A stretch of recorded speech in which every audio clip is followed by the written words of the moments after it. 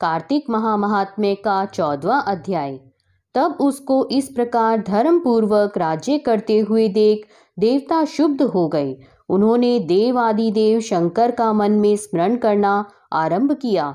तब भक्तों की कामना पूर्ण करने वाले शंकर ने नारद जी को बुलाकर देव कार्य की इच्छा से उनको वहां भेजा।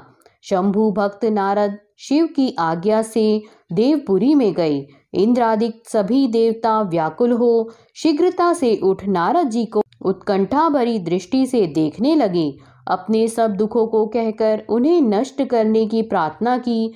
तब नारद जी ने कहा, मैं सब कुछ जानता हूँ, इसलिए अब मैं दैत्यराज जलंधर के पास जा रहा हूँ।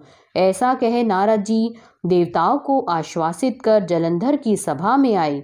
जलंधर ने नारद जी के चरणों की पूजा कर हंसते हुए कहा, हे ब्राह्मण, कहिए आप कहाँ से आ रहे हैं, यहाँ कैसे आए हैं? मेरे योग्य जो सेवा हो उसकी आज्ञा दीजिए। नारद जी प्रसन्न होकर बोले, हे महाबुद्धिमान जलंधर, तुम धन्य हो। मैं स्वेच्छा से कैलाश पर्वत पर गया था, जहाँ 10,000 योजनों में कल्प वृक्ष का वन है। वहां मैंने सैकड़ों कामधेनुओं को विचरते हुए देखा तथा यह भी देखा कि वह चिंतामणि से प्रकाशित परम दिव्य अद्भुत और सब कुछ स्वर्ण में है। मैंने वहां पार्वती के साथ स्थित शंकर जी को भी देखा, जो सर्वांग सुंदर गौर वर्ण त्रिनेत्र और मस्तक पर चंद्रमा धारण किए हुए हैं। उन्हें देखकर मुझे बड़ा आश्चर्य हुआ कि इनके समान समृद्धिशाली त्रिलोकी में कोई है या नहीं। हे दैत्येंद्र, उसी समय मुझे तुम्हारी समृद्धि का स्मरण हो आया और उसे देखने की इच्छा से ही मैं तुम्हारे पास चला आया हूँ।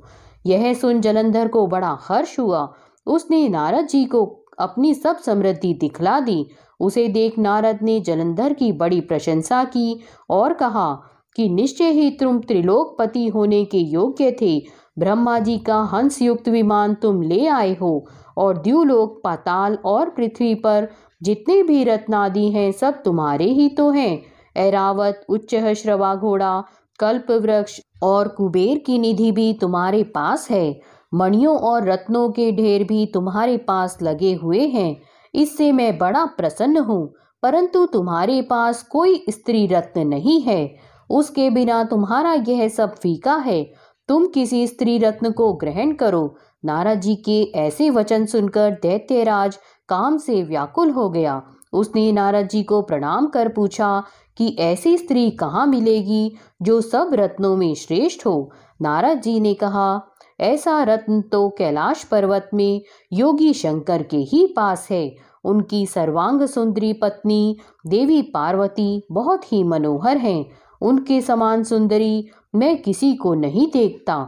उनके उस रत्न की उपमा तीनों लोकों में कहीं नहीं है। देवर्षि उस दैत्य से ऐसा कहकर देव कार्य करने की इच्छा से आकाश मार्ग से चले गए। यहाँ पर कार्तिक महामाहात्म्य का 14वां अध्याय पूर्ण होता है।